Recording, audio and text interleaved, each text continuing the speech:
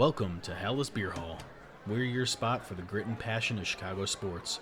From the gridiron battles of the Bears to the diamond drama of the Cubs and Sox.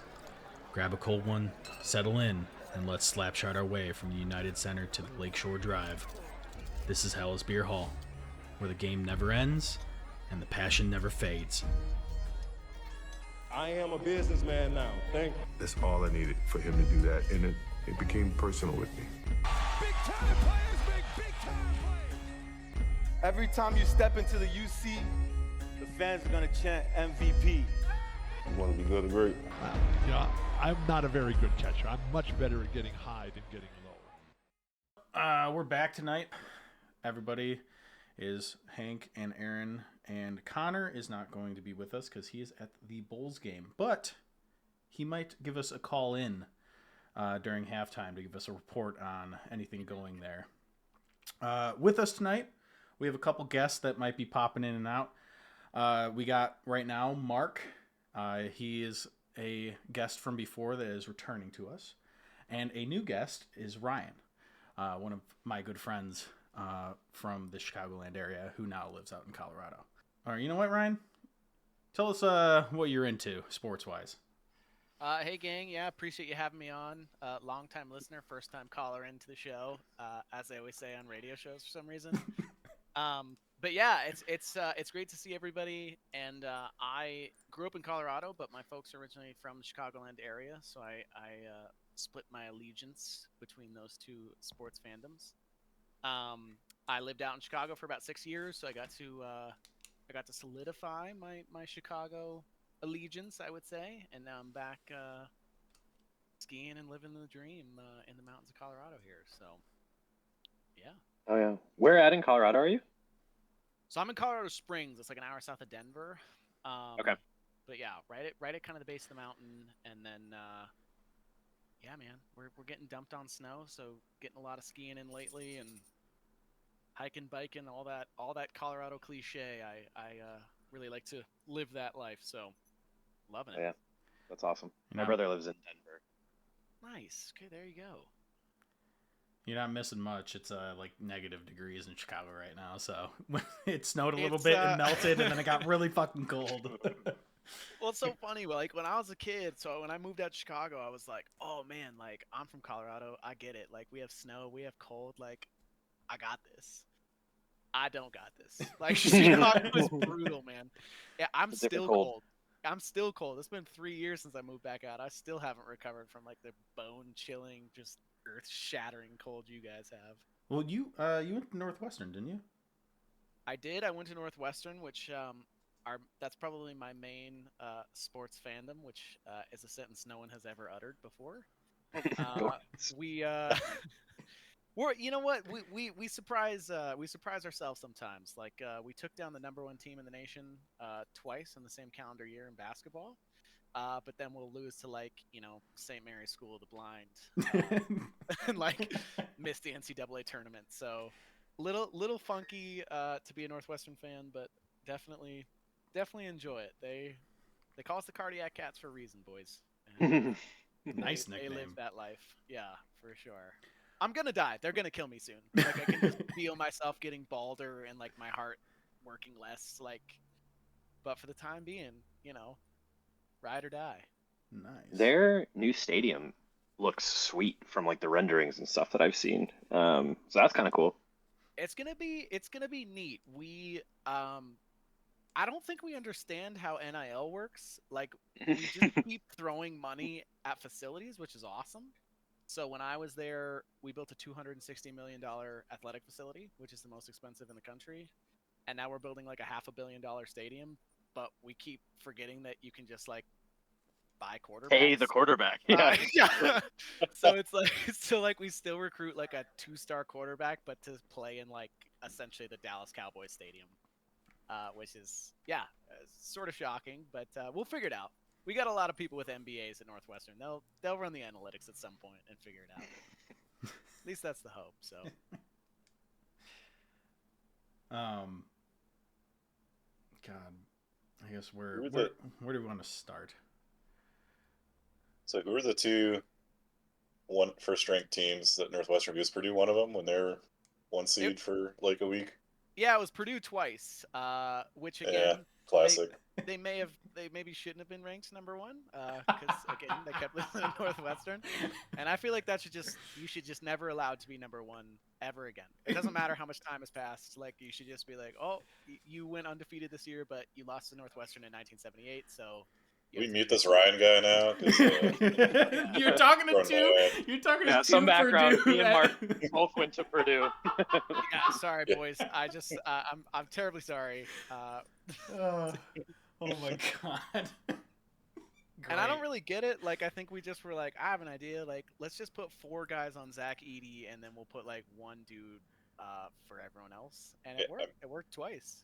It's the most Purdue thing to do, right? We get the one seed. It's like, let's just lose this real fast. I think I don't remember exactly how it went down, but we either lost to or came really close to losing to friggin' DePaul, and then like 1 or 2 weeks later took down the number 1 team and was like, all right, that's just insane. I mean, college basketball's like that, but yeah, that's true. Yeah, it's sorry, boys. Should have done my pre-research on who's going to be on the panel. Nice, spice it up a little bit. Yeah.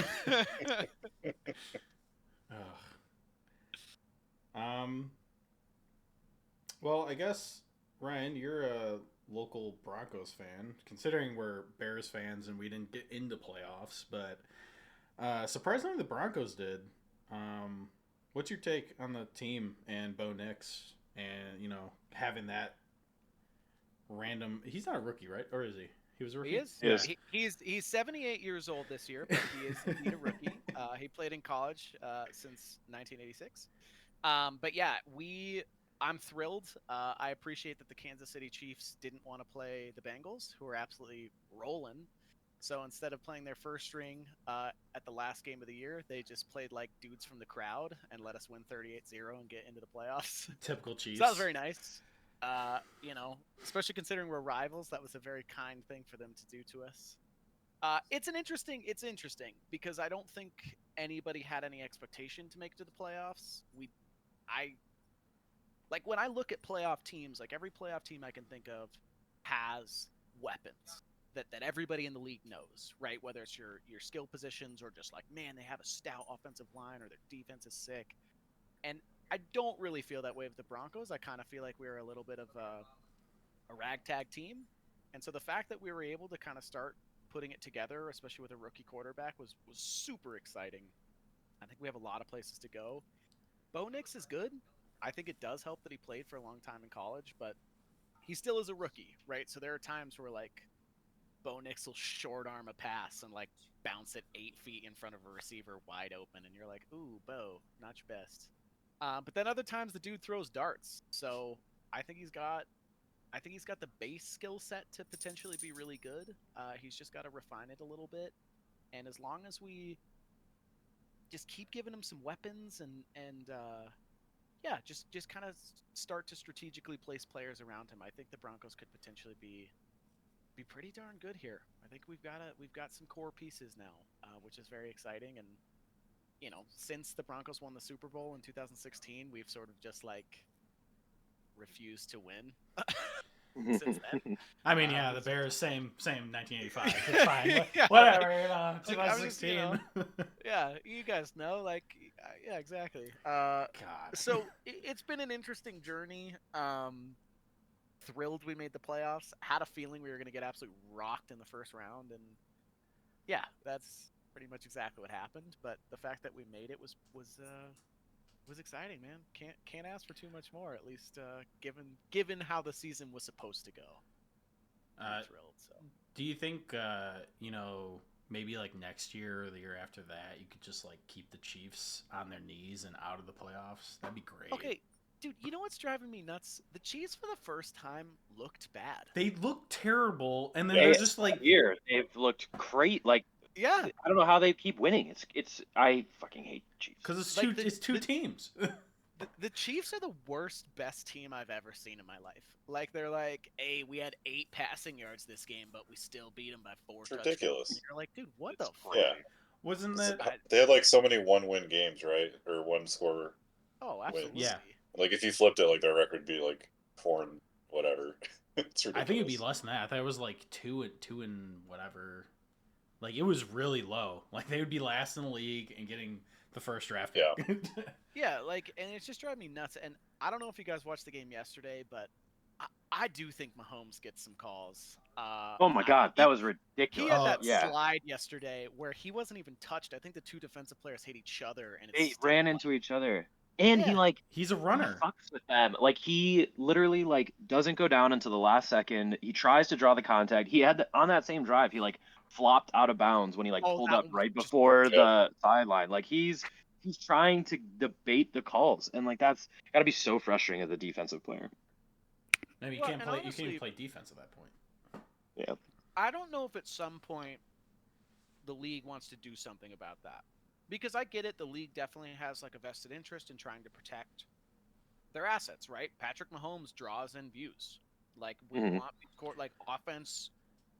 I mean, it's the golden era of quarterbacks, right? Where you just like they want to turbocharge offense, and they've muted a lot of what defenses can do. But I mean, at some point the pendulum just has to swing back. Like it has to. I mean, Patrick Mahomes openly fucks with defenders, like you guys were saying, and then draws every call. I mean, you're like, okay, well, what's the defense supposed to do? Like, play two-hand touch? Like, I don't know. It's frustrating to watch.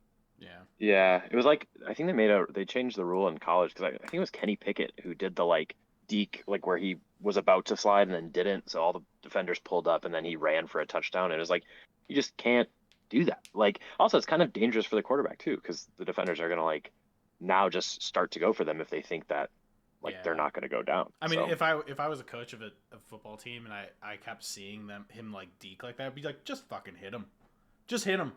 He's gonna get the call anyways. Just nail the him. Lions' way of like if he's anywhere near Yeah. that sideline, just fucking roast. Kill him. Just make him hurt. Make him hurt. Yeah. Dude, maybe we should get like the 1980s NHL vibe where you just have like a goon squad that like they're on like a 1-week contract practice squad, and you're just like, all right, Bert, get in there. If he's anywhere near you, you just rip his fucking head off. You'll get kicked out of the league. You'll get fined, but like we'll pay those fines. Yeah. You know, like how no one could fuck with Gretzky because then McSorley would come out and like, burst your kidney. Like, Yeah. that's kind of the vibe. A lot of the people said that Gretzky was only so good because he had like 4 oppressors that were just like touch him and you die.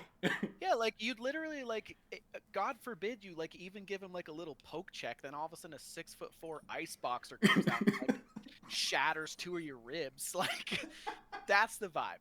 Like that's the NFL I want. Like if you guys are gonna just give them all this carte blanche to do whatever as quarterbacks, like just bring back the ice boxer, man. Take the skates off and have somebody just rip him to shreds. So, we don't agree. advocate for violence on this podcast. We're peaceful men, but When it comes to football, I don't know. Bring on the chaos.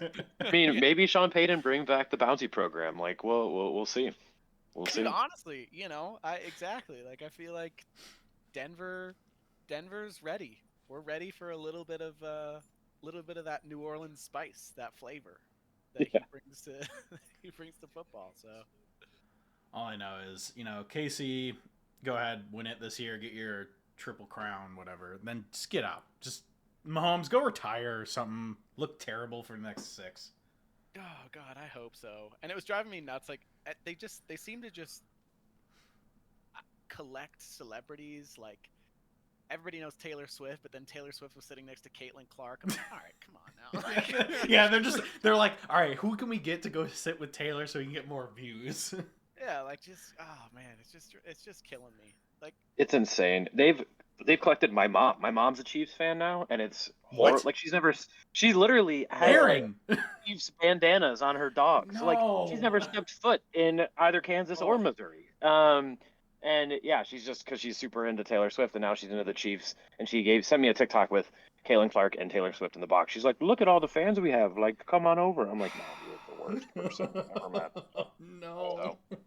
dude, it's the worst. That stings. That hurts. The last time the Chiefs were in the Super Bowl, the Chiefs are the Broncos' rival. right? Like we hate Yeah, them. division, right? Yeah. Yeah, like in the same way that if the Cubs are playing the White Sox, like you would never root for the White Sox if you're a Cubs fan. You'd never root for the Cardinals. Like, I mean, maybe you'd root for the White Sox, but you certainly wouldn't root for the freaking Cardinals.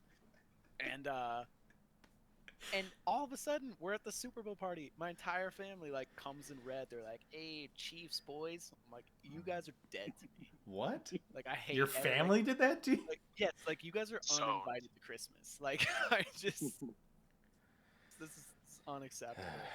You gotta run with the rough times, man. I mean, we've been through a lot, so I don't know. It is a tough division, though, right? Like, I mean, Chargers are looking pretty good. Chiefs, Broncos, and then depending on who the Raiders get as coach, like it's a pretty competitive division, I would say. It can be, especially intra-division, like when we're or interdivision either. Like when we're playing any of those teams, I think it's always a crapshoot who can win. Even when they're bad. Like I mean, the Raiders have been bad always, and they seem to just like pull out wins. When Justin Herbert decides not to throw 19 picks, it can be really good. But yeah, it's been sort of this evil empire for a while now. The first time we beat the Chiefs last year was the first time in like 16 straight tries or something. I mean, I think it was the 15th try of trying to beat the Chiefs, and that's tough. What's y'all's record right now with them? Like overall, like All historically? time. Yeah, all time. All time is hard to say because the Broncos have gone. I mean, I could look it up, but all time, like the Broncos have gone through eras where we've been super good, right? I guess the Chiefs have been bad historically. Yeah, like I was never scared of the Chiefs growing up. Again, it could go either way always, but like I was never. They weren't what they are now, and all of a sudden they bring in Andy Reid and his hamburger menu, and all of a sudden, just like getting wrecked, man. Oh wow. You know. Okay, so total meetings is 130. Okay. All-time series, Chiefs are up 73-57.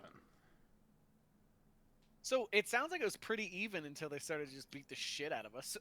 Yeah. Like the last few years. Although, one victory you can have is the postseason results. Broncos are 1-0 against them. So. And that's all that matters, boys. So we just need to get the Broncos to face the Chiefs in the playoffs. That's all we need. Need more of that. You got to stop getting buys. You're right. I hope the Bills expose them. Like the Bills look pretty good. Yes. They're pretty sick. It would I be hope nice. they just crush them. Oh, I didn't watch the game today. Who won? Bills won. Philly won. But at the Bills game, I was kind of going for the Ravens. Mark Andrews has to be sick. Like the guy had a fumble, he had the drop on the 2-point conversion. Yes, I'm like, you're to like tie the their game. best player, and like both of the major mistakes are yours. Like that's crazy. And part happy that it's him that fucked it up because if it's a no-name guy, I feel kind of bad. Like he, you know what I mean? Like might not get another job or whatever. Mark Andrews would be fine, but like that sucks. But yeah, crazy game. I 2 missed snow it, games today. It's just heartbreaking to see. Like, dude, you take a vacation. Like, don't go back to that city. yeah. I want Lamar to get one so bad, but I like Josh Allen too. So I'm gonna cheer for either of these teams that come out of this. Well, okay, so Josh Allen hasn't had one, right? But Lamar's gotten one, correct?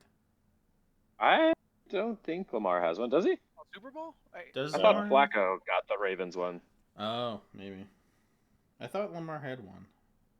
Flacco's Super Bowl is one of my favorite eras because Flacco is like a mid-tier quarterback, but then just absolutely went off for a year for some reason. And then for the next decade, everyone was like, "Remember how good Joe Flacco is?" And you're like, "That one time." Like, yeah. Oh, and then he did play decent for the Browns for a little bit. He torched us. He torched the Bears. Was it last year? 2 years ago? Yeah. Well, let's think. It was really recent. Maybe it was last year. I think it was last year because we were up and then someone got hurt. Whoever, I guess it was Deshaun Watson, got hurt, and then Flacco like led the comeback against us, and it was brutal. Oh. Just typical Bears fashion. Flacco's almost as old as Bo Nix.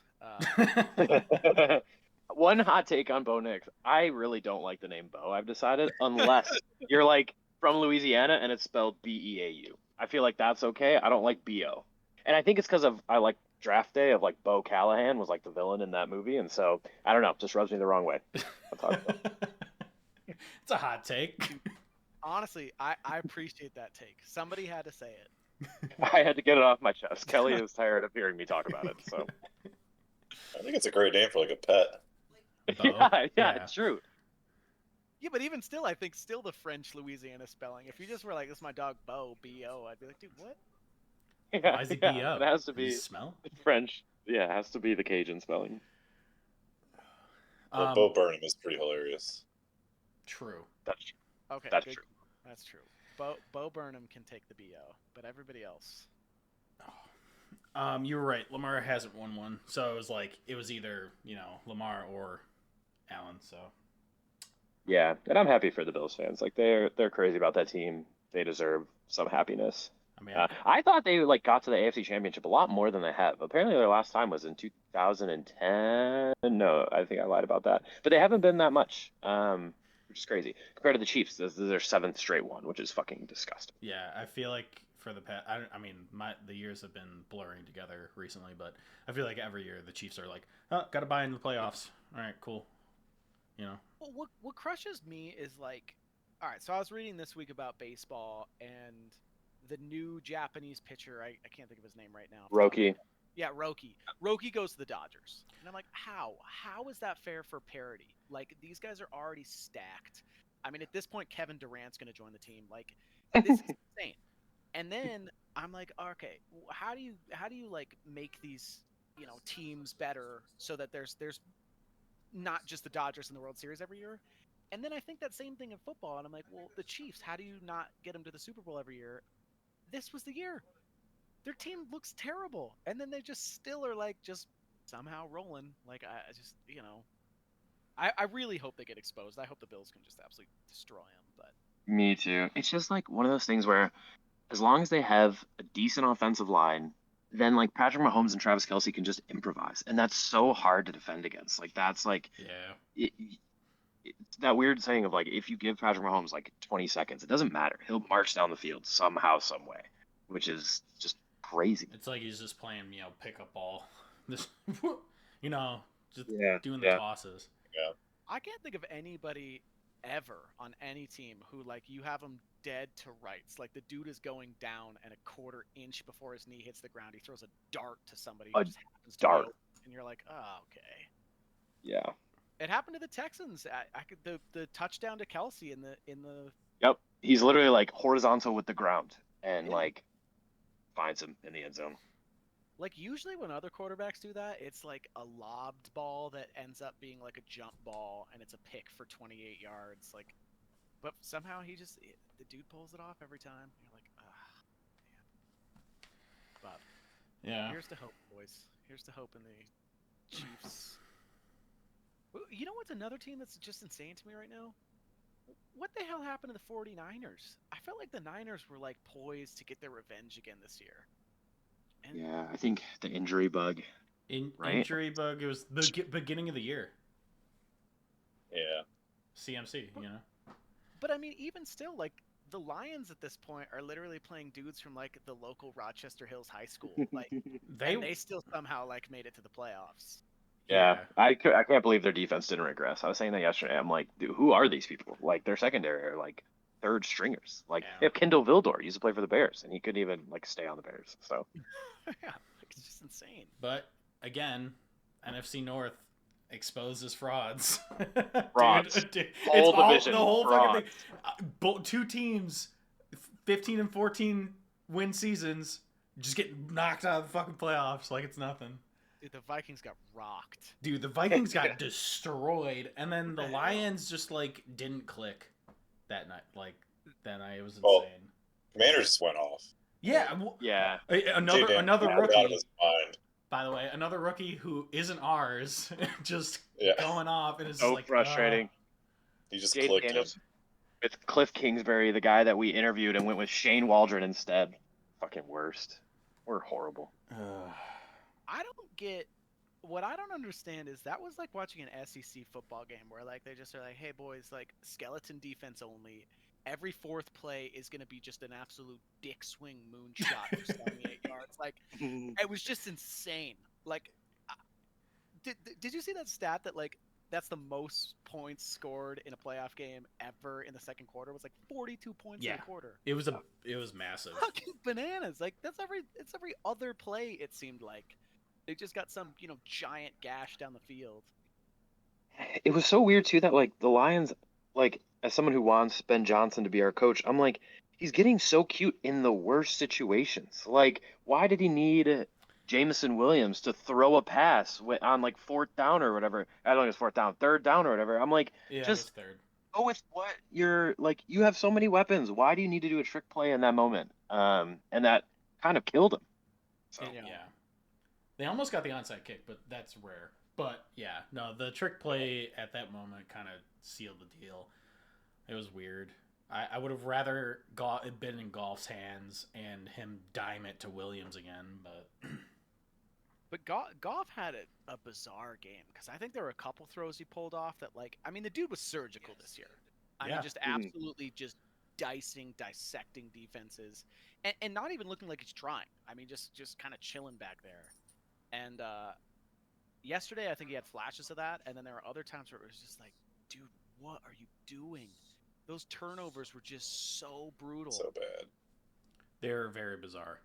It was like out of character for him. Like that weird fumble that went off his knee.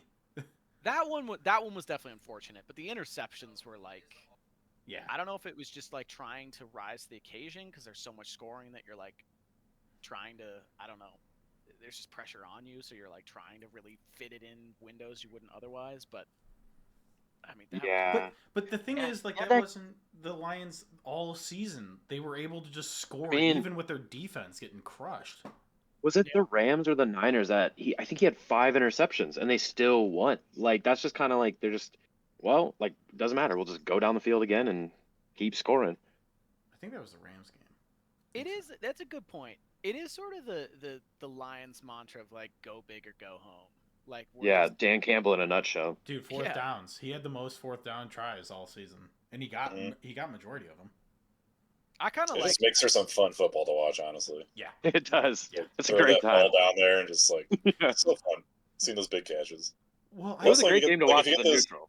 If you get those PI calls, like it's just there's a lot of upside to taking those risks, you know. True.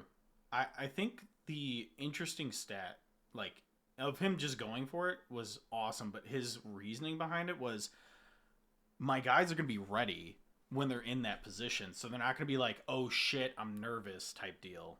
Like, it's fourth down, if I don't catch this ball, we're turning it over. Like, the idea is like, okay, it's fourth down. It's another play, guys. Let's go.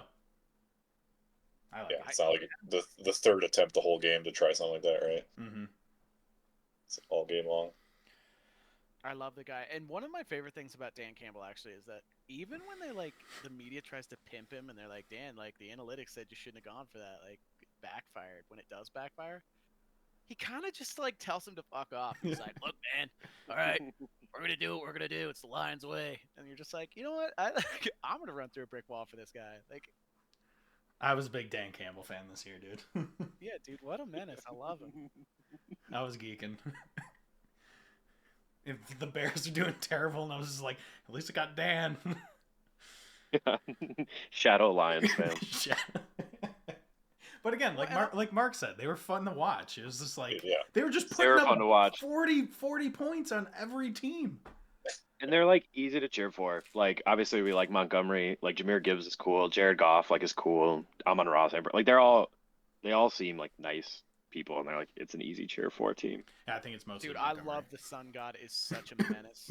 Dude, his celebrations are goofy, dude.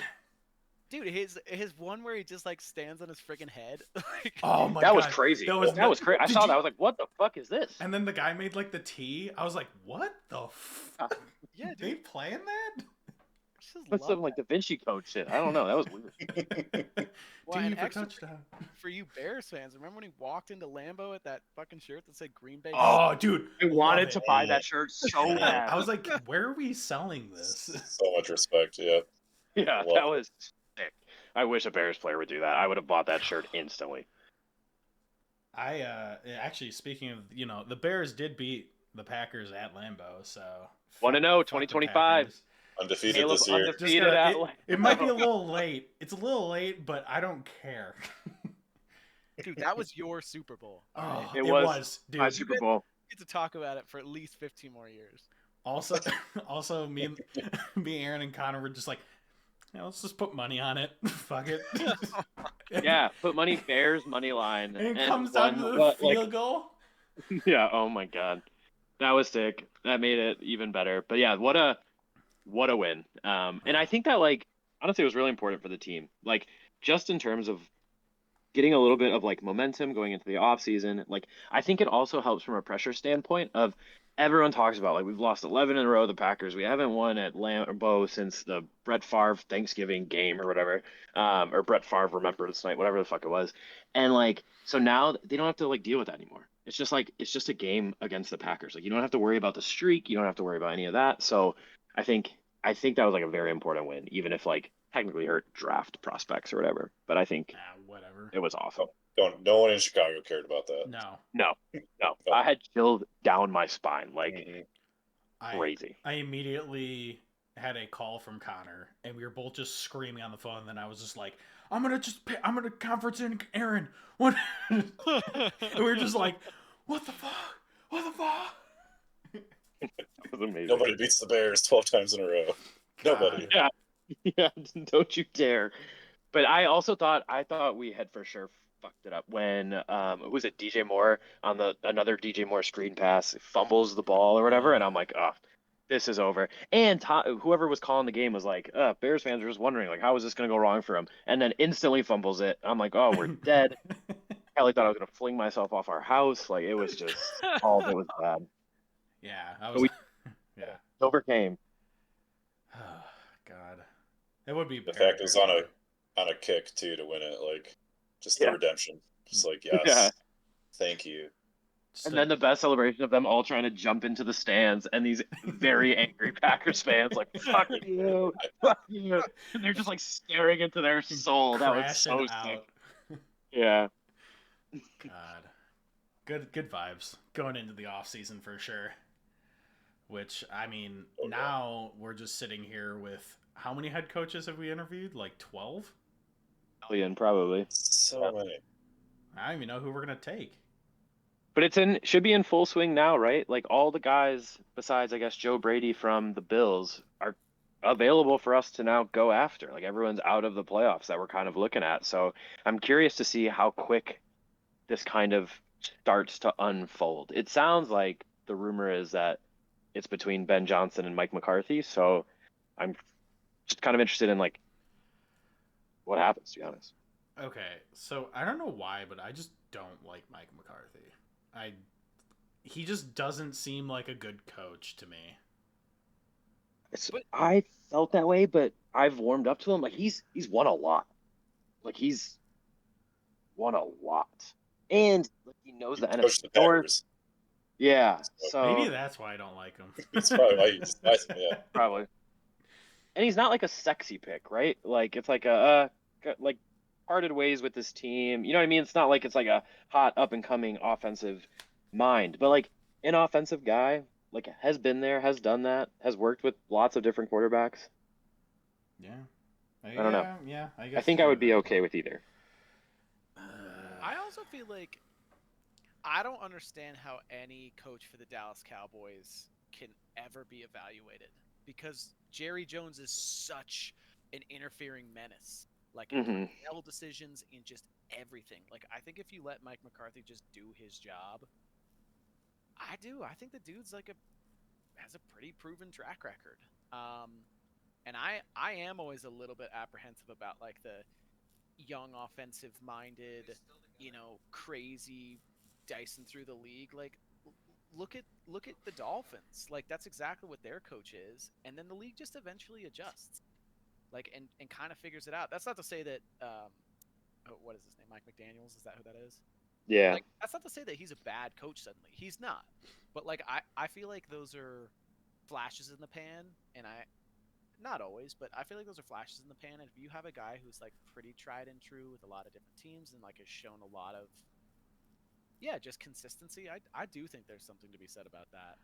So it's kind of a difference between like a Mike Tomlin and a Ben Johnson. Like you think Ben Johnson is kind of like everybody sees his trick plays, they're gonna get used to it, and then he's gonna be and it works. It works in the short run for sure. But I think if you want to start building sustained success, I personally am always a little bit more nervous about the like, wow, look at this brand new way to, invigorate the game. It's like, yeah, man, but the league is good at adjusting to stuff. They do figure things out. And I feel like if you I don't know. I don't always feel like those new guys are as capable of sustaining longer term success. So if you can win it all in a year, great.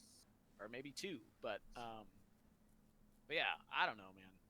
Yeah, I also the thing that I do like about Mike McCarthy, which I just don't know if Ben Johnson has, is like you have to build a staff and you have to be able to like build your culture and like there's so many like he's not just going to be calling plays. He's not just going to be designing an offense. He's going to be like he has to run the whole thing. And so does he know the right coordinators? Does he have a plan for like how defense is going to run? You know what I mean? All those types of things. Like Mike McCarthy's been there, done that on multiple teams, whereas Ben Johnson has never done that. So Yeah. who I don't know. But I'd be very happy with Ben Johnson too. Not to like take away from him, but that is one thing that scares me. Did Tomlin got moved, didn't he, or is he still with the Steelers? He's with the Steelers. We inquired to see if they'd be open to trading him, and they basically said fuck off. I mean, he's so winning all the time. So yeah, has never had a losing season. That's crazy. Yeah, but I also, I mean, I don't know. Do you really want to? Well, I am talking to a Bears podcast here, so maybe you guys would want this, but like 9-8, limp into the playoffs every year, and then get curb stomped on national television in the first round every single time. Like, I like Mike Tomlin. I do think Mike Tomlin's a good coach, but like, where is the disconnect? Why is he incapable? I mean, what is it? 5 times in a row, they've been bounced in the first round, like pretty handily usually. Like, I don't know. I mean, yeah, you make a good point. That would be I don't rough know. As a fan. I'm tired of only winning 4 games. I'm down for the playoffs. I'm down to have a good time. You're down to get to the playoffs and just be like, all right, let's go. We can get into the playoffs more than once. Like, yeah, I'll take that Steelers record. Yeah, all day long. Yeah. Ryan, you've just unlocked the Bears torment. Like, we just want to get to the playoffs. I haven't tasted success in so long. Fuck. Yeah, we get the sparks. That's what we get. These like random games, and then we get into the playoffs and have the absolute just random bullshit that happens to us, like double doink. It is. And then we just curse the kicker for life. We're just like, get the hell out of town. This is like just as bad as Bartman. He deserves it though. He was the worst. He went on like a national apology tour. That was crazy. Yeah. I hate Coach Bartman. Get the fuck out of here. I think he had to. Man probably got so many death threats. He was on like Good Morning America. I'm like, who is? Like they're like, so are you okay? Like he's like, yeah. You just gotta say sorry. Yeah. Everyone's like, I don't care. Get out. I mean, that's Chicago sports though. Like either you're good or you're so bad that the fan base just obliterates you and never wants to see you again. Which, I mean, is example Eberflus. Like, core example. So. Yeah, I feel bad for Eberflus. Seems like a nice guy. I mean, yeah, I'm sure he's a great defensive coordinator. And same thing with Matt Nagy. He's a great offensive coordinator. Look, I mean, he's at KC again. He's doing KC stuff. But it's just like, you just can't make that step of being a head coach. Which, I mean, I don't know. Obviously, we're not head coaches, so we don't know what goes all into it. But it's probably a lot. You got to control locker room. Got to control your players. Yeah. I don't know. Mark, what do you think in terms of, like, who would you want from a head coaching perspective? Dude, I can't say I know. Like, I think you already said a lot of the stuff I was already thinking. It's just like, I like the fact that McCarthy, could probably rally a crew around him. but of course, yeah, Ben Johnson's the hot pick. I mean, that's what everyone's talking about. That's what everyone wants. Yeah. So I'd be in on the Ben Johnson train, honestly. Like, fuck it, let's just try it. You know, if Might as you well want go for it. yeah, Yeah. like what do we have to lose here? You know, like maybe a lot of upside, right? Yeah, there What is. downside is there? Yeah, there's this like reporter. I think he reports for the Sun Times, Mark Potash, and he's kind of like a very pessimistic Bears fan, and he's basically just like, we should just do what everyone else thinks we should do. Like, don't be the Bears. Don't do some weird shit that like, like, who is this guy? Like, just go for the guy that all the other teams are trying to get, because the other teams maybe they have an idea, because we clearly don't. And like, just do kind of what the league thinks you should do. And I'm like, I kind of buy into that. So maybe like we just don't overthink it. I mean, It's like the Who Wants to Be a Millionaire poll the audience thing. Yeah, What do we do here, please? they might have a better idea than the Bears themselves. So I mean, yeah, I want Ben Johnson too, personally. But also then you got these talks that the Raiders are going to take him, and then like Brady's doing back end deals that he's not supposed to be doing because he's Raiders ownership now. he looked like a vampire in the Lions game yesterday. I didn't like whenever they showed him. Like, there's something weird about this guy. He's like reverse aging. He doesn't. I mean, I know he's new to it, but he just doesn't know how to do broadcast. I'm just gonna say that. Okay, thank you. Dude, he was just boring the hell out of me. I'm gonna just muted the game. I'm like, I want to hear it. he's like the, and nothing against statistics or anything like that, but he's just like the stats guy that doesn't know how to be like personable at all, just calling the game. I think at one point, I mean, it was true. Like he was like, timeout, call timeout, call timeout, call timeout. It's like, what do you want him to do? He's not going to call a timeout because you're saying it. And obviously, like Dan Campbell didn't, which was really weird. But Is that the 12 men on the field play? Yeah, That was crazy. yeah, That was crazy. Like, and he the whole time he's just like, I mean, I don't know why they didn't call a timeout. I'm saying it. I'm like, oh my god. Yeah, he can't hear you. it's tough, dude. It's tough. The thing though about like Ben Johnson going to the Raiders, I guess that like they have a stadium, whereas like the Bears are like working to get one, so they have that. It seems like he'd get whatever money he wants from ownership. But like they don't really have a quarterback. Shout out Aiden O'Connell though, or O'Connell, whatever, the Purdue guy. So shout out him. But they don't have like that franchise kind of quarterback, and they don't really have a path to get one. And then they're in a tough division because they're with like the Chiefs and stuff. So, and the Broncos. Shout out the Broncos. So it's like I don't. Is that a good place for him? I don't. Is that better? Is that a better job than the Bears? I don't know. I don't think it is. I think the Raiders are just like down. I guess in it's the a dumps. historic franchise, but Yeah, that move to Vegas. Yeah. Like, A lot of yes, history that's there. true. That's a good point. not that historic if they got to move True. because their owner's a shithead. Anyways, Dude, he's such a menace. Who let him have that haircut? You know? His girlfriend that pays to be his girlfriend. Like, I wish I had enough money that I could look like just a consummate goofball and just no one says shit, you know? Yeah, just runs Vegas. I think he owns their WNBA team too. So yeah, shout out him. You know what's another random rumor I heard? I mean, I don't know. I think it's a rumor, but also wasn't it something found out that the Bears like agents, like there was some weird agent manipulation going on for years.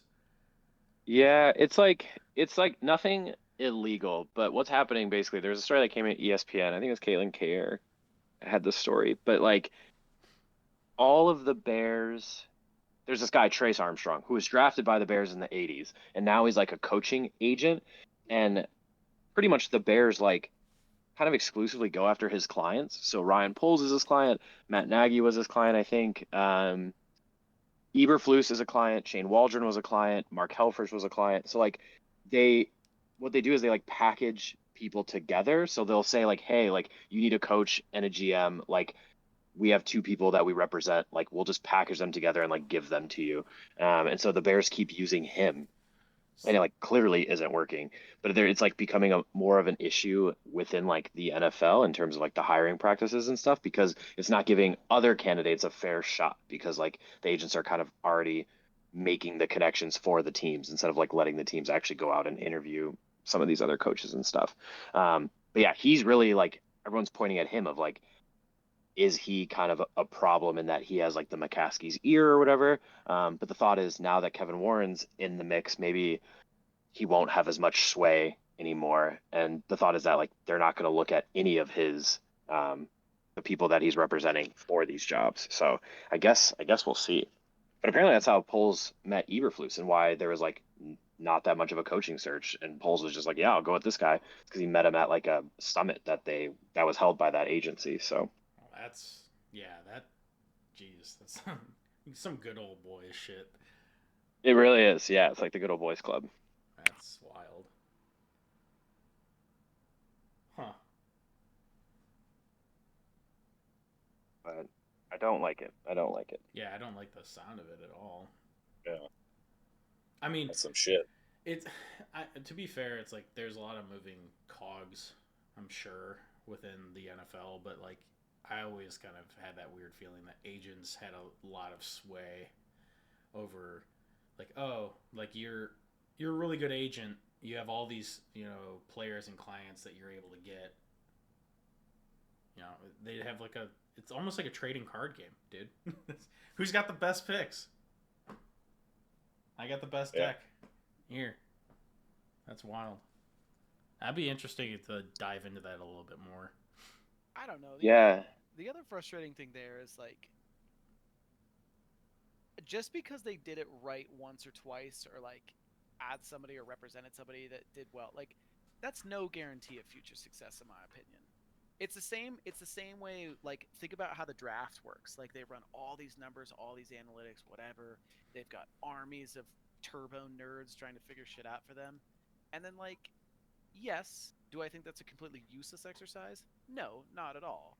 But you can also get dudes who absolutely check every box and then don't work out, right? And you can have some, like, the San Francisco 49ers essentially got a nobody, and all of a sudden it saved their franchise when Trey Lance didn't work out. Like, I think that same thing about agents. Like, I think there's just something to be said about momentum. Like, sometimes they just get this reputation of like having the right guy, and so then everybody they just think that it's just going to be success over and over and over, and it's just like not. Yeah. I don't know. It's just No, that's definitely a good way to look at it. I wonder if you even look at that as like who was Michael Jordan's agent back in the day, and then look at like later down the line how many other players from his agency that he was able to pawn off and how well they did. That'd be crazy to look at those stats. Dude, I would love that. Like the most sort of huge example I can think of is Scott Boras in baseball. The dude. We're in this piece. Oh, surprise guest. I mean, other host. Join Hold in. on. Connor, what's going on, man? Hey, Connor. Let me try and figure out this video shit. Okay. Did it work? Not yet. We don't see anything yet. Yeah. All right. Well, fuck it. How are you guys doing? Doing good. Just been Great, man. Yeah, we've just been chatting about some stuff, mostly getting around to some coaching talks, some agent talks. I think Ryan was, yeah. The Bulls are losing to the Blazers right now. I'm at the game. It fucking sucks. I'm here with Jeremy. Say what up. What up? The vibes are high though. Bigfoot gave us free curry. That was sick. We got free curry. We were on Nice. we were on the screen during the game. It's mostly Bulls fans here. There's only about 20 people in this whole stadium though. Wild. Yeah. Yes. And you guys, I took a sabbatical from my non-drinking, and I'm drinking beers. So. Hey, And you're at an event. I understand right that. there with you, man. Hey, I'm at a sporting event. It's sporting events, shows, funerals, and weddings. That's all I'm allowed to drink at. And Monday through Friday. Not Monday through Friday. Yeah, and any weekday that ends in the word day. Yeah. You know, Hey, I'll tell everyone this. Anyone who's a drug addict, alcoholic, anything, there's nothing harder than quitting pizza. Oh man, dude. It's so true. So true. That's why people log into. I'm gonna lay that down for y'all real quick. Sorry, I'm here in this hallway. We're walking around. They're playing music. The Bulls suck. We're gonna trade away half our team hopefully, and let's get Cooper Flag if we can. Cause yeah. Nice reporting. But I'm sorry to bomb the podcast like this, but I'm bombing. Jeremy, say your final pieces. Final piece, Bulls suck, Bears suck, Sox suck, go Chicago. Yeah. Amen. And all right, love That's the y'all motto. guys. And I'll catch you later. Godspeed. Jeez. See it.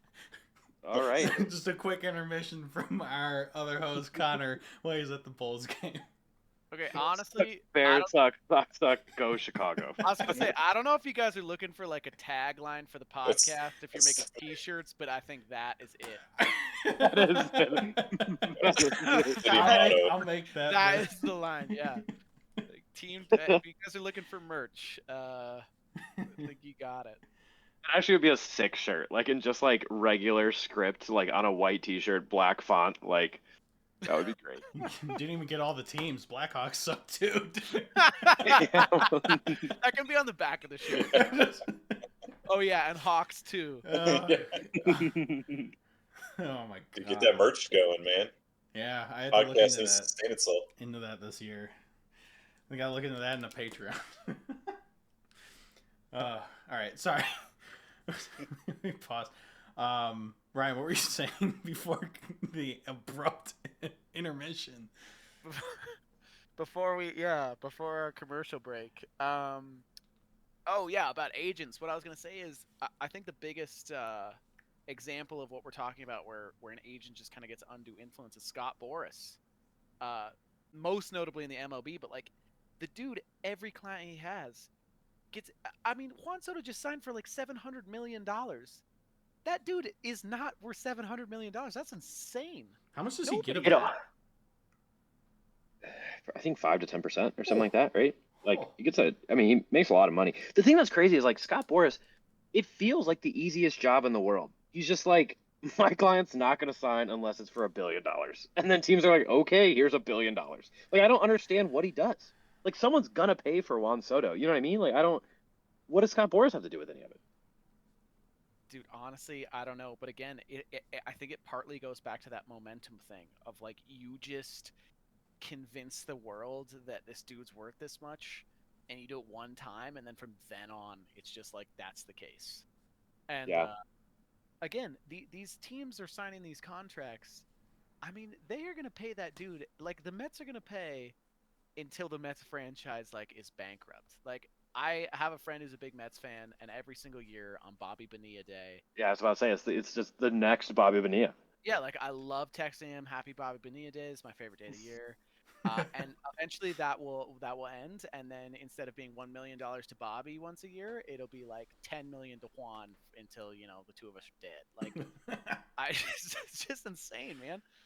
It's the same thing with like, I don't know how the Dodgers are doing this. Where was it Shohei who's like all of his contracts like deferred for like the next 20 years or whatever, where like they don't actually pay him like the full lump sum until however far in the future, and that's how they kind of get around like some of these like taxes and stuff, which they're still paying like an outrageous luxury tax. Well, but like, how can you just keep kicking the can down the road? Which I wish the White Sox owner would do. I'm like, you're gonna die in like 10 years anyway. Like, just make crazy contracts that some other owner has to deal with, so we can enjoy it for a couple of years.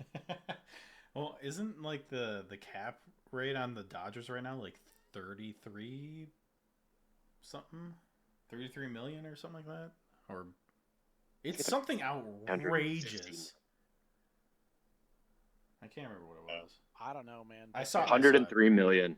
Jeez. Yeah, 103 million. No, 375 million. Yeah. Their luxury tax payroll to exceed 375 million. That's so insane. Like, compared to every other team, it's nuts. Well, again, baseball, like, I know this is not a baseball podcast, so I won't just keep harping on it, but like, baseball's insane to me because you're gonna have a team like the Brewers who have like 9.5 nickels, and they're like, who should we get this year? And then you have teams like the Dodgers and the Yankees who are willing to spend like enough money to make the Sultan of Brunei blush. And like, how do you keep that league? How do you keep league parity? That's just insane to me. And I think football has that to some degree. Like, there are obviously teams that are cheapskates and teams that are willing to spend, but yeah, I don't know, man. It's just it's kind of nuts to me. Well, I mean, at the end of the day, isn't it? It's the way to keep the parity is the caps, right? Trying to keep the caps like only a certain. You can only go to a certain level, and then you have to play with that.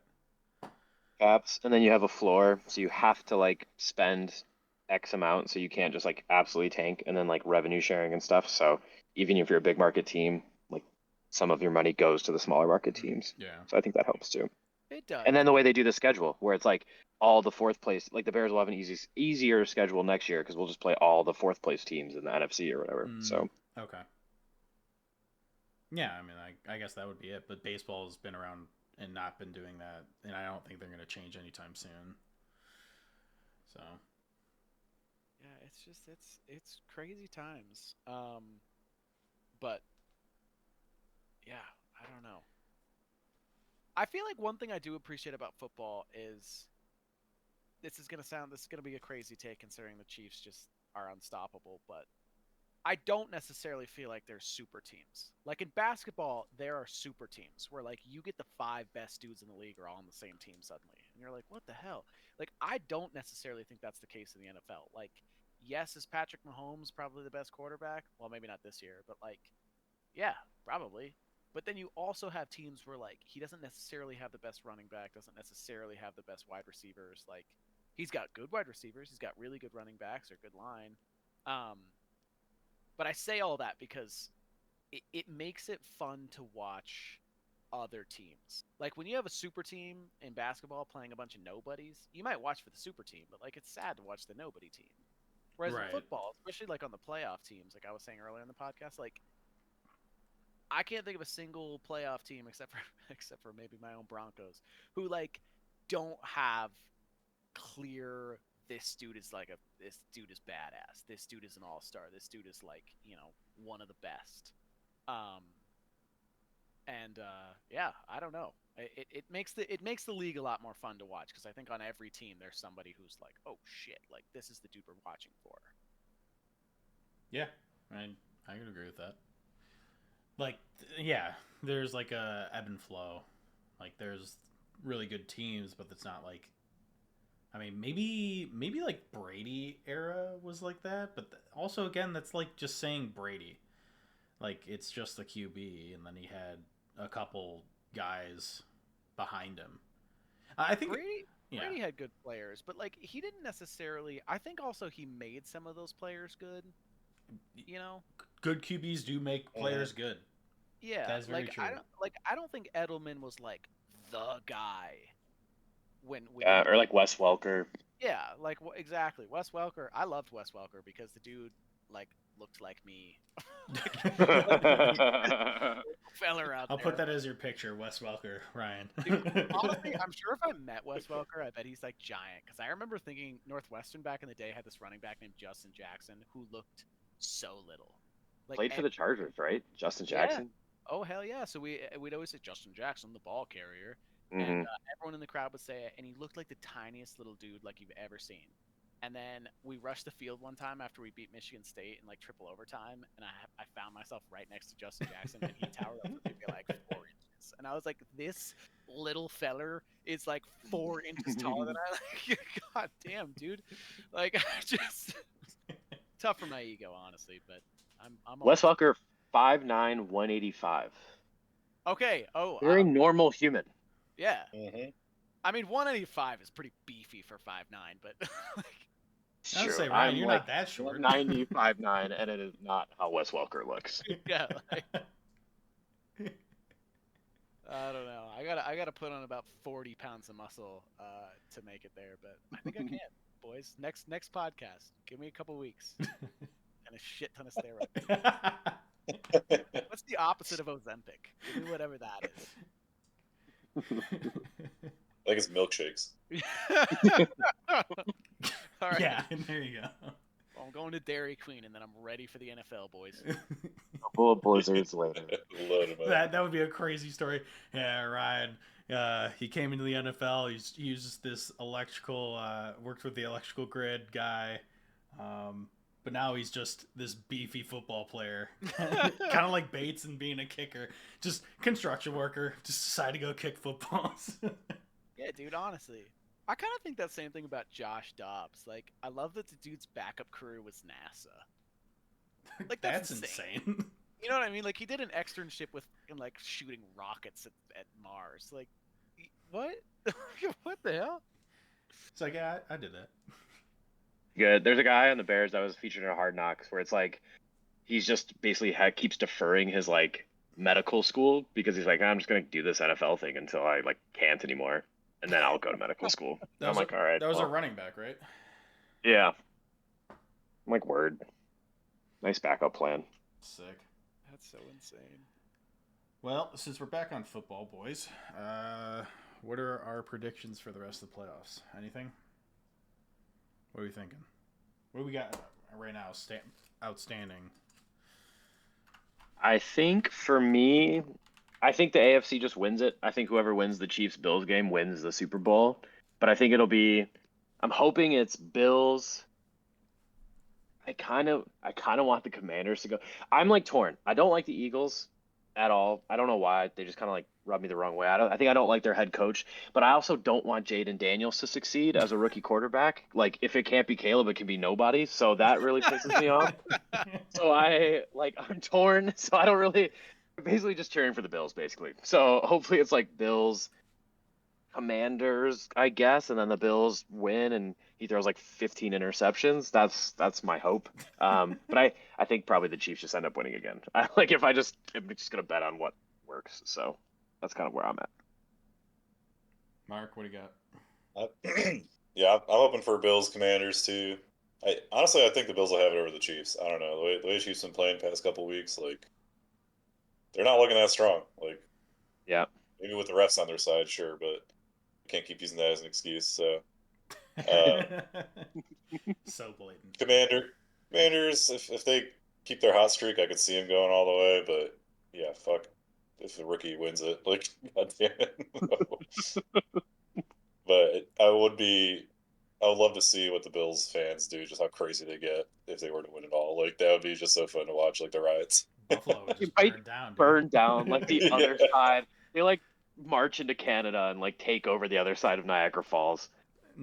They would just all bring out their tables into the middle of the street and just be busting them up. Yeah, invest in tables if the Bills are fucking winning the Super Bowl. Just bring a truck of What tables. company makes those white folding tables? Yeah. Yeah, exactly. Home Depot stock is through the roof, dude. Jesus. Ryan, what do you think? I don't know. I'm with you, boys. I kind of love how insane the Bills Mafia is. I have a friend who is a Bills fan, and I texted her today that like if she gets frostbite, she should just take the week off at work. And she texted me back a picture that she had snuck in a shit ton of Fireball and was just getting wrecked in the stadium for the game. And she was like, "This Oh, was yeah. warm." I'm like, yeah, I love that mentality. So I'm Bills Mafia all the way. I don't know. I don't hate the Commanders, but I don't have any rooting interest there. I don't want the Eagles to win. And I am so tired of the Chiefs that it makes me want to throw up. So I think I'm ride or die for Bills here. Okay. I think I'm gonna go a little bit different here. If you say Chiefs, I'm No. take over the podcast. I wouldn't put it past us. I wouldn't put it past. No. The difference here is I think that, oddly enough, hear me out. I think LA makes it and doesn't win it because I think the Bills are too good, but I think the Bills are against LA in the Super Bowl, and I think it's a crazy, like, kind of gun show type game. No, Rams already lost. Rams are out. Oh, did they? Oh, shit. Eagles beat them. I'm looking at a bad one. Their plot armor fell short. Fuck. Yeah, I don't. Yeah, again, Sorry, I was with you though. Yeah. Hank, yeah. that was a really crazy take. If we're taking really crazy takes, I think the Raiders have it this year. God damn. We're looking at a parallel universe where it actually Yeah. happened. I think I was talking about next season. Yeah, my bad. Yeah, next season. I'm really good at projecting for next season, guys. Honestly, you heard it here first. Go put bets down. Everybody who's listening on the Rams to win it next year, and give just a little bit of the proceeds to the podcast. Oh, I mean, random statistically speaking, it probably won't be next year. It'll be the year after, and then it'll be like a revitalization because of the fires. But anyways, Dude, there you go. Look at that. That's a great story arc. Yeah. But by that logic, like Hawaii needs a football team too, and they also need to now win the Super Bowl. True. Yeah. No. I guess. Fuck it. Give it a get Saquon into the Super Bowl. He doesn't win against the Bills though. Just because that's the only person I would like on the Eagles is Saquon. Yeah. That would be nice. I don't want Washington in there. Eagles can get the Super Bowl. Bills take out the Chiefs because nobody wants to see the Chiefs, and they're like, whatever they are nowadays. You know what? I think this year's the year because Josh Allen now looks like a homeless man put on a football helmet, and I like that. He's like, fucking. Do you like that haircut? I was looking at it today. I'm like, what is this coming out of his helmet? Like, dude, it looks terrible, but that's exactly what I think needs to happen. Like, he needs to give up in order to win against the Chiefs. He's just in the film room, just like. Yeah, like he's like trying to pretty much look like a rattier version of Uncle Rico, and I think that's the way to win. I'm about it. It's like the how the hockey players don't shave their beards all playoffs. It's just Josh Allen's way of doing it. Yeah, he's just like, I'm not showering until the end of the playoffs, and they're like, Josh, please, please. Like, no huddle, no huddle.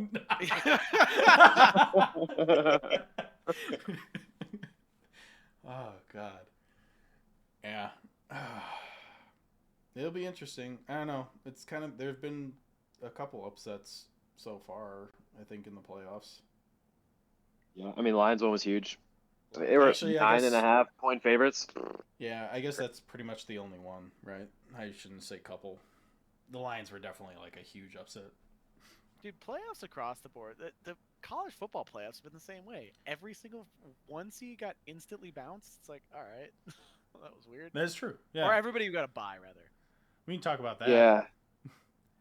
College playoffs are weird, right? Like, it is, yeah. Every team that got a bye got crushed. And it's like, so is it how they seeded weird? Because it was like, I think Oregon, by winning the Big Ten championship, got kind of fucked in terms of their path to the championship. Like, obviously it's the first year that they're doing this, but I think they have to figure out like what's actually an advantage in that versus not, because it's kind of crazy that they all lost.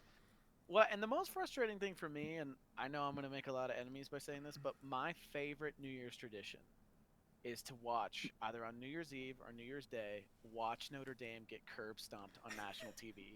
Oh, where's Connor when we need him? Of the year. I love it. And the fact that it just hasn't happened yet is really kind of fucking up my 2025. Like, I feel like I just haven't gotten to start the year yet. I'm 20 days in at this, or 19 days in at this point. Like, I just, like I need it. You've kind of... yeah, it's just tough out there. You're really lucky Connor's not here. I feel obligated to say this is a Catholic podcast. No, Connor is a massive Notre Dame fan, and I'm not really big into Notre Dame, like especially like going to Purdue, but we've been rolling money on them, money line every game, just so we have a rooting interest, and it's been working out great so far. It's almost like the opposite of your problem. So we So we could say, Ryan, you're definitely Ohio State then. Well, it's tough out there because like I will always root for the Big Ten against anyone, but Ohio State has bullied everyone else in the Big Ten forever. So it's like I don't exactly love them either. This is kind of like if I was in like immersion therapy and the therapist was like, okay, it's the National Football League, it's the championship game, like who's in it? Who would be worse for you? Like, I don't know, Notre Dame, Ohio State. Bam, that's who's the championship game this year. It's like, oh no. So you're Kill just me. you're just like fuck. Yeah, like this is gonna be tough for me tomorrow. So, I guess I'm ride or die Ohio State, but well, here's the problem, okay? And I'm gonna be honest, and I get it. I've already made a lot of Catholic enemies here on the Catholic podcast, but Notre Dame is obnoxious. They haven't won shit forever, and they still talk shit to everybody like they win every year. Like, I've met Alabama fans who talk less shit to me than Notre Dame fans. Like, and they win every year. Yeah, I think it's so weird too, because like being in Chicago, there's so many Notre Dame fans just because of like it's kind of in the area. It's like Irish, and like everyone in Chicago like identifies as being Irish. So it's like there's so many Notre Dame fans that just like have this rooting interest, but like I've never gone to a Notre Dame game, and just like it feels weird sometimes. So I think that's what always pissed me off about Notre Dame. Yeah. Like where did you people come from?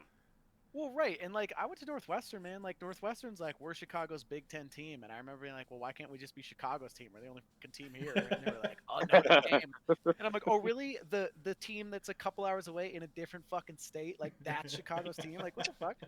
That's like if you're like, welcome to Miami. Our team is Clemson. You're like in South Carolina. Like yeah, like what the fuck? Like it just I don't know, man. It's like it drives me nuts. So. You know, look, we're going to get a lot of hate mail after this, and I appreciate it. I'll give him Hank's address at the end of the podcast. I was going to say, the only I guess technically the only game I've been to at Notre Dame is the Winter Classic. Hank, that's the same as me. I was like, yeah, touchdown Jesus loves hockey goals. Dude, and actually the one I went to, Weezer played, which I thought was like a very wait, we were at the same one, dude. Yeah, dude, for sure. Like you're That's like watching insane. a dude get his fucking he's like spitting chiclets, watching his teeth get knocked out, and then like these like kind of nerdy dudes in leather jackets come out and are like, my name is Jonas. Like I just felt like the vibe was a little weird. It was a little weird. That was a weird game. Very weird game. I think the only other thing that has me going for Notre Dame is like shout out super guest Sam from section 429, like in Atlanta for the game. I think he's been to every playoff game that Notre Dame has been in so far. Yeah, no, he's a traveler, dude. He's a traveler. So I'm like, shout out to him for like following them around. I'm hoping that he feels some joy as another Bears fan who feels almost nothing. So So he's going to the game tomorrow? Yeah. He's actually there right now. I think he was there in New Orleans for that game, and then he was there on TV at the Notre Dame game in South Bend for the first. So, okay, that is pretty sick. And I will say this much: like to give credit where credit is due, Notre Dame is definitely sick. Their stadium is sick. Their culture's awesome. Like Marcus Freeman's cool. I like him a lot. I really like Marcus Freeman a lot. Unfortunately, their gold helmets are kind of tight. Like, but just the rest of it, man. You guys just join it. You know what it is? Join a fucking league. That's what it is. Join a conference, and then I will like you. Okay. But for now, you just get to be like, oh well, the Big Ten was mean to us in 1899, so we get to just recruit and do all this shit that no one else gets to do now. And you're like, okay, what? Like, sorry, Michigan was mean to you one time the last century. Like, it just drives me nuts. College football, man. College football, boys. So I think it should be a good game. And like I said, I'll probably knock on wood. I hope I won't have to eat crow tomorrow after all these mean Notre Dame comments. What's your score prediction? Well, I'll give a little shout out to my Ohio State cousins. Every time I've ever asked that, they always say 56-0, regardless of who they're playing. God. So I'm hoping that the score is 56-0, Ohio State over Notre Dame. But I think it'll be more like 35-21. No, 24. 35-24. Okay, which is I think right in line with Vegas. I think Ohio State's like 9-point favorites, maybe. So. I think Ohio State. I mean, they've been rolling. Will Howard looks like just an absolute menace. When they played Oregon, they had lost earlier in the year, and then they just absolutely wiped the floor with them. Like it was just. Yeah. It wasn't even a competition. I think that Michigan game fucked them up in a good way. They're like, holy shit. Like, we have basically, like, this season's a failure if we don't win the national championship because we lost to Michigan in the last week of the season. Yeah, and like a middling Michigan team. Who Yeah. then ended up taking down Alabama, which was also very surprising. But Shout out Big Ten. Great Bulls this year. honestly, man, Pretty good. They're absolutely rolling. But yeah, I think Ryan Day must have just come into the locker room after that and been like, "Boys, I will be fired if we do not win the national championship. Like, you got to do this for your coach, boys." And yeah, honestly, what drives me nuts about Ohio State is, for some reason, they have arguably the best offensive weapons in the country, especially downfield. I mean, their wide receivers are ridiculous. You can just you could just be like 500 alive and just throw the ball wherever, and like Abuka and all those guys will just go get it. Like, they're just insane.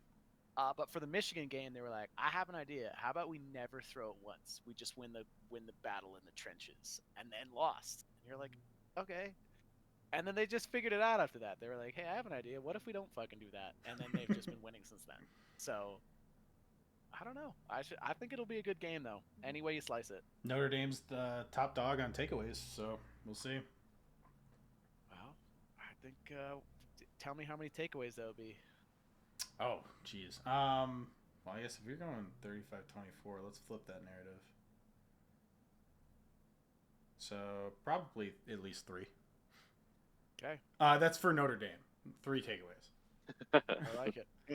In total, Notre Dame will probably at least give up 1 or 2, so probably a total of 5 in the game. Exciting game. Yeah, I'd say so. Mark, what do you think? So.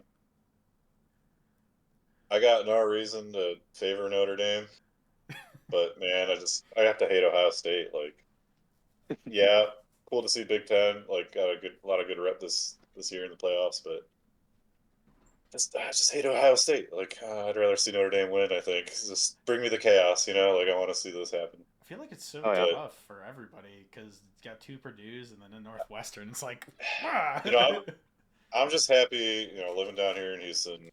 I don't have to hear shit about Alabama fans this year, like, because they are everywhere around here, and it's just like, thank God y'all shut up. Is that the like predominant team in like the Houston area in terms of like who people? Is it like SEC country in terms of like the much. bars? And, well, also, obviously you got a lot of UT and A&M fans, right? That's probably the majority of around Houston directly, but yeah, next best thing is Alabama in this state. So. Okay. At least from my point of view, from people I interact with. That's wild. Yeah. You got the Clemsons too, but you guys are open to Pandora's box, okay? Notre Dame will take over this country like a disease. You won't be able to do anything. You won't be able to shit in your own house without someone would be like, "Did you know that Notre Dame is arguably God's team, first of all, but arguably the best team ever?" I'm just telling you. Okay. Did Connor call back in?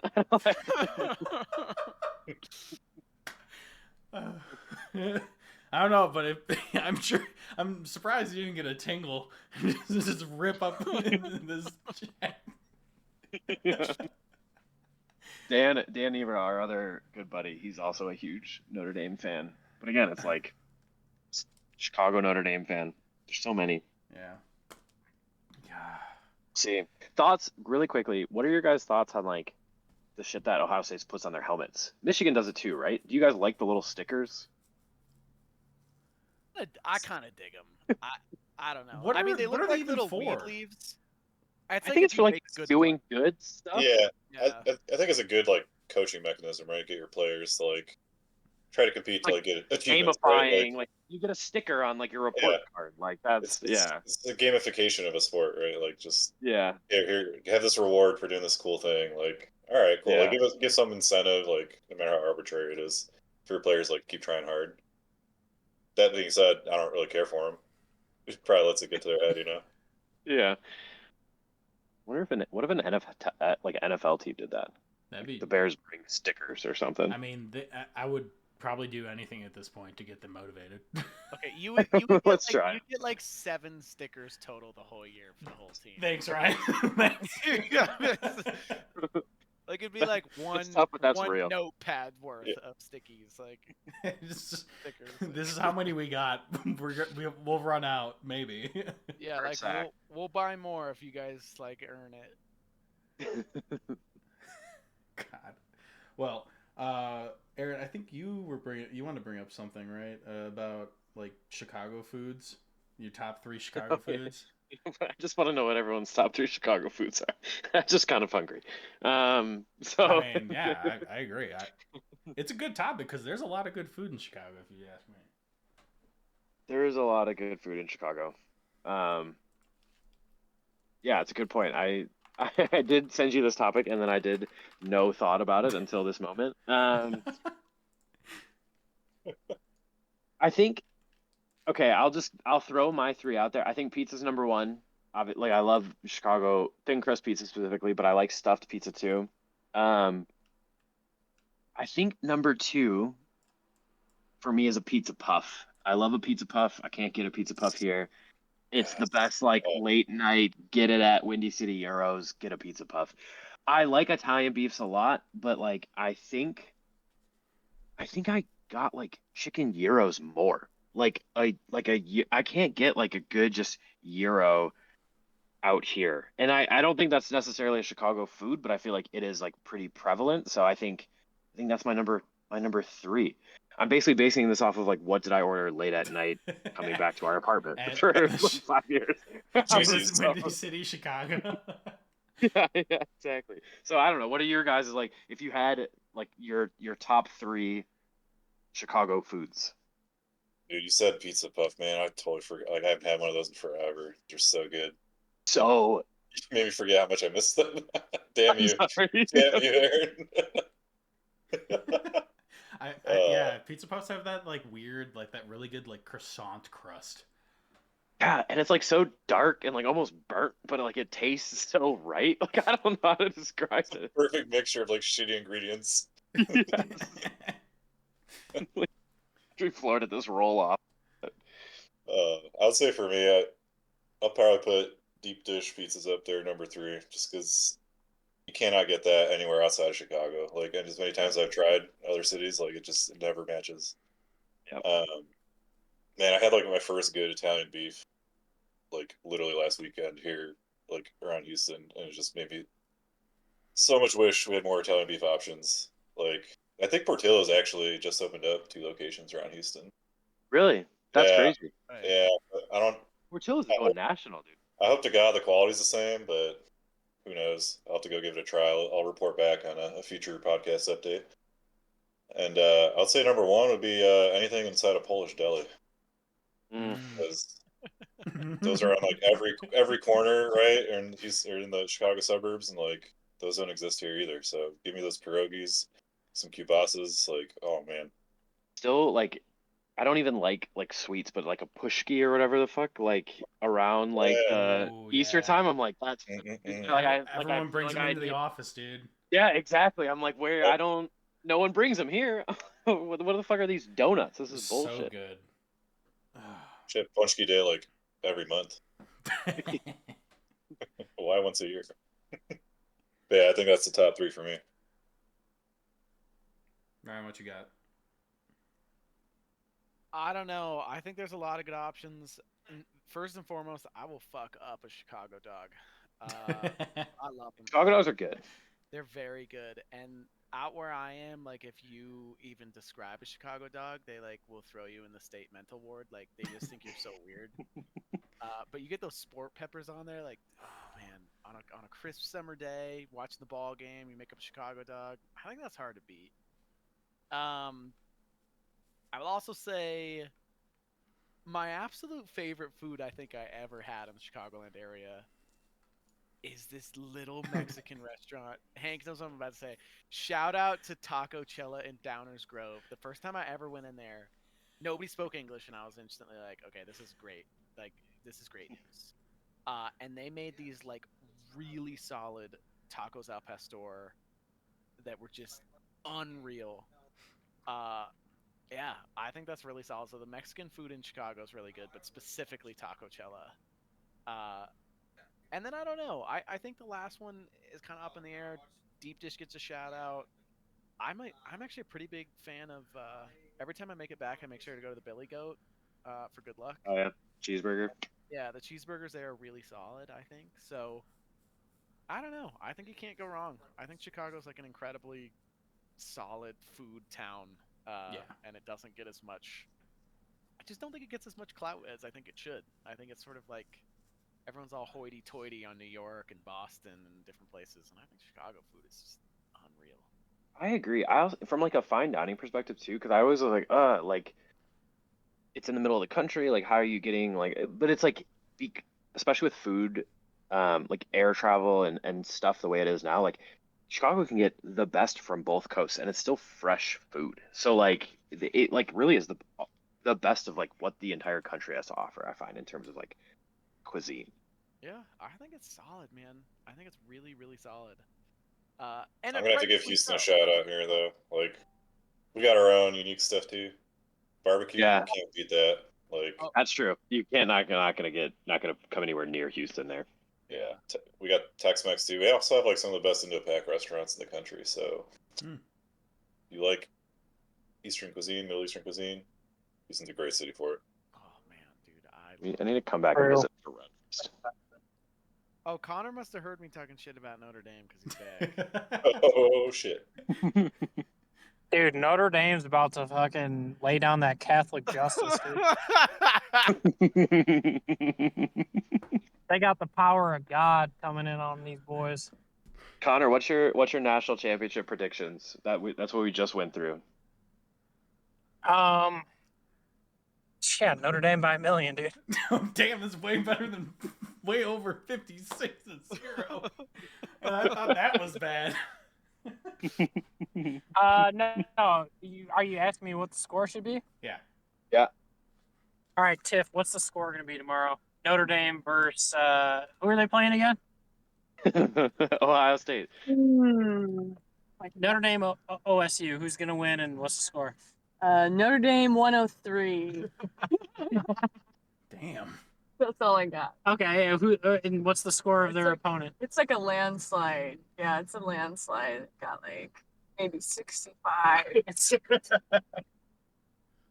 All right, Jeremy. Score. All right, 103 to 65. Yeah, Notre Dame over Ohio State. Jesus. That's Tiff's prediction. Jeremy, what's your prediction? Notre Dame 42, Ohio State 43. Go Buckeyes! Let's go! All right, didn't ask that guy. I forgot what team he plays for. I play both sides. He plays both sides. But yeah, no, a realistic score. Let's see. Notre Dame 30. Notre Dame 38. Ohio State. No, you know what? Notre Dame 24. Ohio State 19. Okay. I don't know how they're going to get to 19. Just a bunch of field goals after getting one touchdown. But Missed extra point. yeah, and a mixed extra point. Yep. But I love you guys. I just wanted to hop in. We're on the car on the way home because the Bulls suck. They got beat by the Blazers, who are also awful. It's time to blow it up. Sell Vucevic, sell Levine, keep Kobe White, sell Patrick Williams, Javon Carter, all these guys. Get rid of them. Get picks. It's time to revamp and also fire AK because terrible GM. It's a theme with Chicago sports. But all right, I'm in the car. Love you guys. Peace. See ya. Peace, dude. There you have it. 103 to 62. 103 to We basketball now. Yes. I thought it was very fitting that Ryan said 35-24 Ohio State and Connor said 24-19. So either way, Notre Dame's getting 24, I guess. 9-point swing either way. 103. Oh yeah. Could be either at this point. Honestly, if it's that much of a shootout, I mean, we're in for quite the game. So You're gonna bring that Catholic justice. Over, I guess, is what I'm telling. Is what everyone should learn from this. Beautiful. I would like I to make don't think that's a bad shout. Yeah. Oh, go ahead. Hank. I was gonna say I would like to make a quick shout out of my selections of food. Small Cheval in Chicago. Great burger. Great choice. Great burger. Also, like the fact that they're like branching out and the quality does not seem to be diminished at all. No. Like it's just a burger. Quick, easy, digestible burger. Go get it when it's cold out. Go get it when it's warm out. You sit on the patio. It's like the most Chicago feeling thing you could probably experience. Dude, there's like a cool little diner. Yeah, there's a small Cheval in the ground floor of my office building in Chicago, and oh my god, that's dangerous. There you go. Yeah, I think that was the best part of like where me and Hank lived in Bucktown was like the Small Cheval was a 3-minute walk. Ugh. Easy late night snack or whenever. God, but yeah. I don't know, boys. What's number 2 and 3, Hank? 2 and 3. Oh, okay, sorry. Got stuck on Small Cheval. I went to Small Cheval. I think Small Cheval is like in the middle, like 2. I think number 3 would probably got to be the Euros from Windy City Euro. I just like Euros, dude.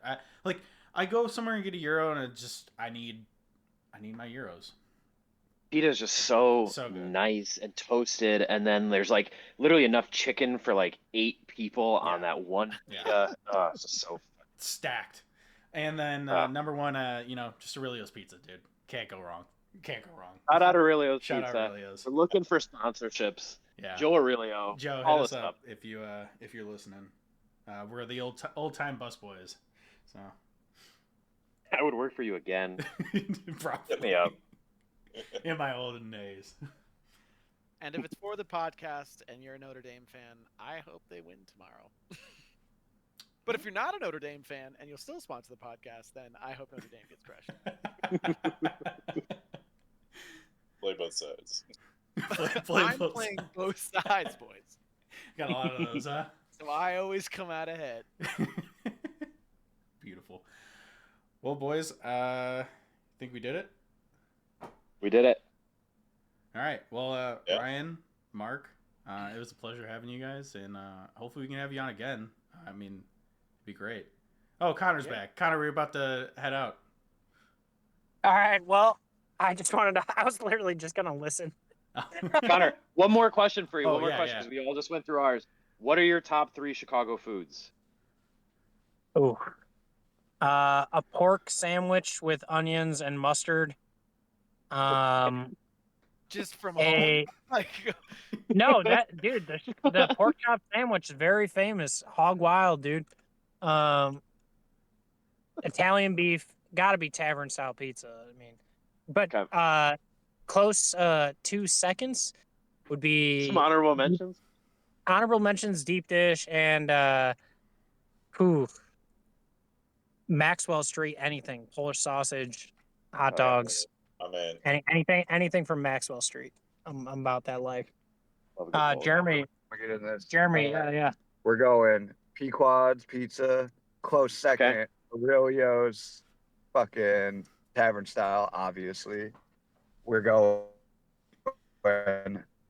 Chicago dog and a chocolate cake shake from Portillo's.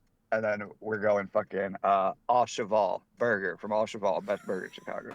Oh yeah, Hank did Small Cheval. Yeah. Same shit. Good burger. Dude, you know what's a shame? You know what's a shame about this being audio only? I really wish that every time you guys said Aurelio's, the crowd could see both of you cheer the same way. You both put up your arm, do the same fucking thing. Just a little Hell fist bump. Yeah, Shout out to Aurelio. We all worked at Aurelio's. So. Shout out Tina. About that life. Shout out Tina. Fuck you, Alex. No, I love Alex. I've seen him since. I don't love him, but I've seen him since then, and we're all good. Yeah, chill, dude. Relax. Yeah, chill. He's gonna listen to this. I think working at a pizza place is like a rite of passage, because I also worked at a pizza joint. There you go. It is. Ryan, did you work at a pizza joint? No, dude, Mexican restaurant. Oh shit. Oh, All I right, feel that. respect, Did that respect. too. Did that too. Also, nice to meet you, Ryan. Mark, great to see you. Yeah, you too, man. Yeah, fucking see you in what? 4 months? 5 months? 4 months? Yeah, In May. May. Big things are happening in here. Big Yeah. things. One of our co-hosts is having a marriage party. That basically is what it is. It's a marriage party. He's already married. Hey, who are the Mariners playing that day? Blue Jays, which is like it's kind of a big deal in Seattle because there's so many Canadians here, so that's always a like sold out game. So it's always a really good time. Nice. I like how you added in the out. The out. Oh, yeah. The out. The Canadian out. I literally talk to Canadians all day long, so I feel like I'm picking up the accent. Beautiful. No, it'll be a good time. I'm excited to see you guys. I'm excited to listen to this cast, dude. I popped in for 2 seconds and, fucking said my shit, bounced out. I was like, I think that sounded bad. I think I'm an idiot. Just one quick thing. If you do that, skip like an hour in, and then skip like that 20 minutes right there, and then listen to it. You can listen to everything else. But when we start talking about college football, there was some Catholic hate, Connor. There was some Catholic hate. What the fuck is wrong with these people, dude? Do you guys not know that God does things for a reason, dude? Look, I'm not saying exactly who was casting stones, okay, and whether or saying not. All right, look at the college football playoffs so far. All these teams are supposed to Austin, Gentry, Texas. All these teams are supposed to come through and be so fucking good. Oh my god! And guess who's in the fucking championship? ND Fighting Irish. I dropped my phone. That's God being like, shut the fuck up. Where's my phone? Germany put down your sword. Oh, I got it. All right, I got it. But I mean, hey, you know what? Sometimes fucking Notre Dame has to come through and tell the haters, tell the blasphemers, tell everyone who's doubting Thomases that hey, sometimes the good guys win. So, Doubting Thomas. I feel like we learned that on this podcast. we learned it. I learned it on the podcast. I learned it in CCD, and I learned it again on the podcast.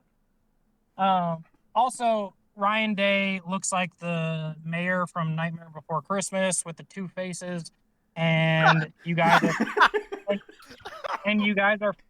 are funded by the guy who fucking supported Epstein. So go ride with that shit. So that's all I'm saying. He bought your guys' library. Personally, I learned that from Shane. Learned that from Shane Gillis. So I'm shout out shocked Shane Gillis. it has a library. Okay, personally, that's the most shocking part of that story is that they have books. Look, they didn't go there to play no school, as we all know. Okay, so true, they got paid millions of dollars to go there, especially with the new rules. So That's what Northwestern's got to figure out. dude, we're trying. We got the money. We just don't know where to use it, I guess. Oh. All right, boys. Well, I appreciate you letting me on the podcast, and it was I'm a glad I pleasure. got to hear the fiery sermon just now about. Take it as a sermon. Catholic shit all the way, baby. Let's go. You know what? I'll tell you what. If I burst into flames tomorrow during the game, think about how religious I'll become. I will be the best Catholic there ever was. You're really, I No, do it. If Notre Dame wins tomorrow, just say a couple Hail Marys and Our Fathers, and we'll be good. Okay, I think that's a worthy. And if they don't, I might still say those anyway because I think lightning bolts are gonna start coming from the sky right at me. So it's a probable chance that Notre Dame doesn't win, but sometimes you got to just pray and go with the Lord. So. Connor, do you want to give us an outro?